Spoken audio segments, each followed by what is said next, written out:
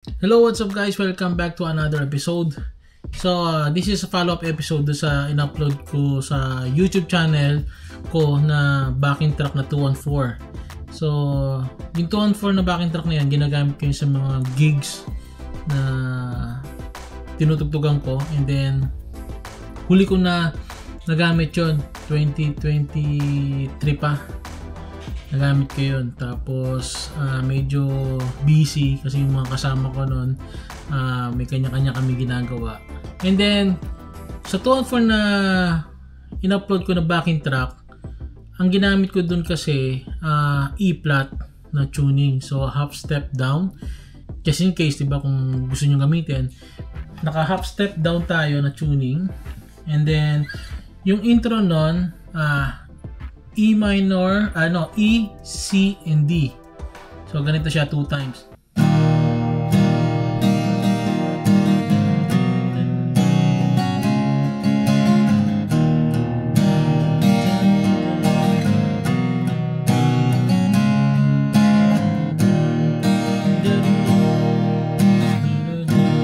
So, ganun siya. Pwede nyo rin naman gawin yung yung ganito.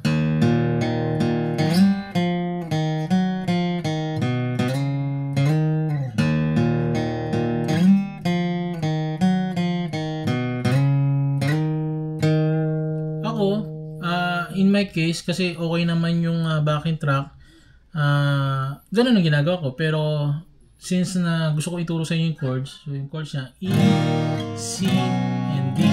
And then doon sa stanza naman, E, B minor 2 times, tapos E, B minor, and A minor.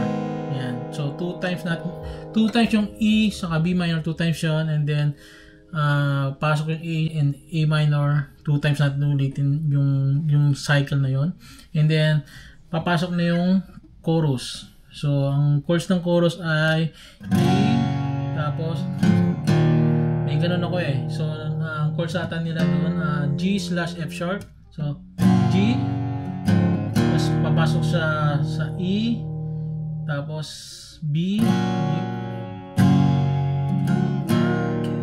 tapos B, tapos C, G, tapos C, tapos D, tapos C, D, tapos balik sa G. So ulitin ko, G, tapos G/F sharp, mabilis lang, tapos E minor, B minor, C, and G, and C, and D, and C, D. Tama ba? So,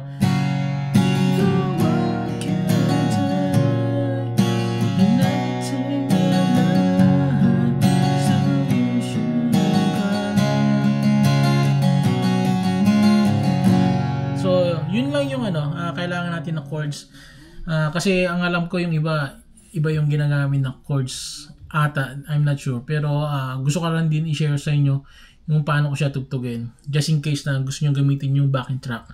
And then bago tayo magsimula, yung backing track, kung wala kayong downloader na para do sa backing track, i-message nyo lang ako dito, yan, dyan sa nakikita nyo si screen, yan, yung email nyo lang ako, and then pag may time, baka may send ko sa inyo yung downloaded na, yung MP4 na. So para kung wala lang kayong magamit na pang-download do sa backing track. So play natin to, tugtugin natin para alam niyo yung sequence ng 214. Okay? Right.